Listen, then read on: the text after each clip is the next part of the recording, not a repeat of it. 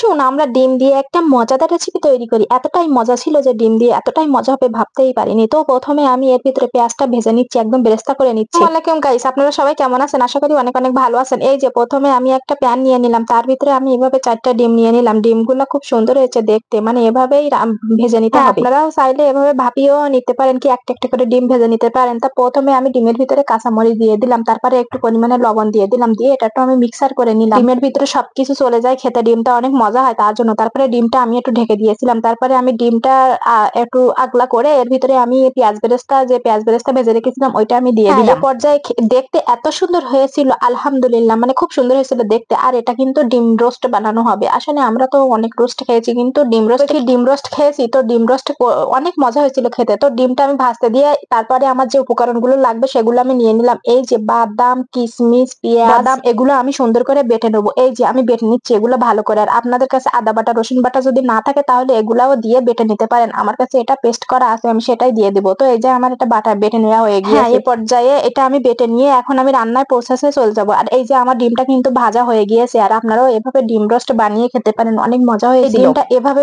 ভেজে পাউরুটির সাথে খেতেও অনেক মজা হয়, খুব মজা লাগে, টেস্টি হয়। আর কত সুন্দর হয়েছে। এই যে আমি একটা একটা করে উঠিয়ে নিচ্ছি, খুব সুন্দরভাবে উঠে চলে আসতেছে। যেহেতু সব ধরনের মশলা দেয়া আছে, মানে ডিমটা খেতেই অনেক টেস্টি ছিল, ইয়াম্মি ছিল। এখন এই যে আমি একটু তেল নিয়ে নিলাম, এটা এখন আমি রান্না করে নেবো। তারপরে এই যে গরম মশলা দিয়ে দিলাম, আর এর ভিতরে আমি দিয়ে দিলাম তেজপাতা দিয়ে পেঁয়াজ দিয়ে এগুলো লাল লাল করে একটু ভেজে নিলাম। তারপরে এই যে এর ভিতরে যে বাদাম বাটা বেটে রেখেছি, এখন এই যে বাদাম বাটাটা দিয়ে সুন্দর করে ভেজে নেবো, কাঁচা গন্ধটা যাতে চলে যায়। আর এর ভিতরে আদা বাটা, রসুন বাটা, লবণ, হলুদ, ঝাল সবকিছু এর ভিতরে আমি দিয়ে দিব একটু একটু করে। আমি এ পর্যায়ে একটু জিরা বাটা দিয়ে দিলাম। জিরা বাটা দিয়ে আমি আর একটু ভেজে নেবো, মশলাটা ভালোভাবে কষিয়ে নেবো। আর মশলাটা যত সময় তেল না ছাড়বে তত সময় এভাবে ভেজে নিতে হবে। আর এর ভিতরে এই যে আমি হলুদের গুঁড়া, ঝালের গুঁড়া সব দিয়ে দিচ্ছি। আমার মশলাটা কষিয়ে নেওয়া হয়ে গিয়েছে, আমি এর ভিতরে একটু পানিও দিয়েছিলাম। তারপরে একদম ঘরে তেল চলে আসলে এখন আমি এর ভিতরে সব ডিমগুলা দিয়ে দিব একটু জল দিয়ে। ভিতরে আমি একটু গরম মশলার গুঁড়াও দিয়ে দিলাম, দিয়ে আমি একটু পানি দিয়ে দিলাম, দিয়ে আমি এটা ভালোভাবে মশলাটা কষিয়ে নেবো। আর মশলাটা একদম পানি শুকিয়ে আসছে, এর ভিতরে আমি এখন ডিমটাও দিয়ে দিব। একদম আমার মশলাটা সুন্দরভাবে কষিয়ে নিয়েছি। এ পর্যায়ে খুব সুন্দর একটা ঘ্রাণ আসছিল,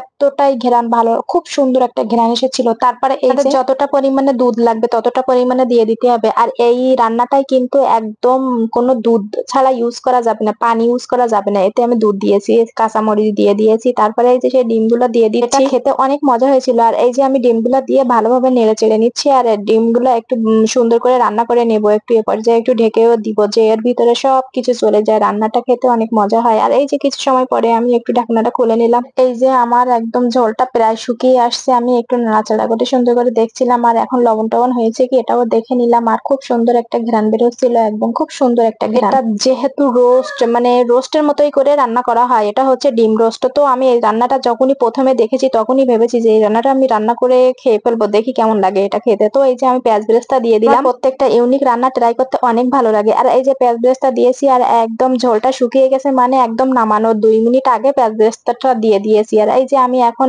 নামিয়ে নিয়েছি, খুব সুন্দর হয়েছে। কিন্তু বেশি ঝোল রাখিনি, তাহলে খেতে ভালো লাগবে না। একদম গামাখো মাখো একটা সুন্দর একটা মজা, একটা টেস্ট।